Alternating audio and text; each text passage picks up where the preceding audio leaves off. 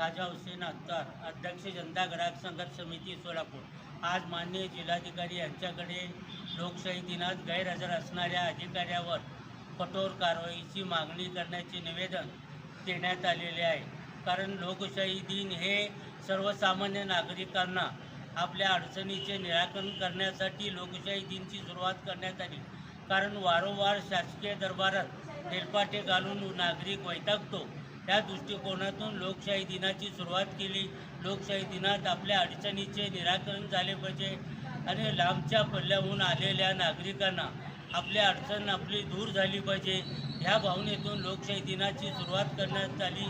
याची भावना सुरुवात चांगली असताना लोकशाही दिनात सोलापूरच्या लोकशाही दिनात संबंधित अधिकारी गैरहजर राहतात, म्हणजे लोकशाहीचा हा कठोर अपमान आहे। या लोकशाही दिनामध्ये गैरहजर असणाऱ्या सर्व अधिकाऱ्यांचे जनता ग्राहक संघर्ष समिती तीव्र निषेध करीत आहे। कारण लोकशाही दिनाचे महत्त्व ज्यांना कळत नसेल तर बाबासाहेब आंबेडकरांची घटना यांना काय कळते, असा प्रश्न सर्वसामान्य नागरिकांसमोर पडलेला आहे। कारण सध्याचे विद्यमान मुख्यमंत्री आदरणीय एकनाथरावजी शिंदे वारंवार जुमलेबाजी करतात।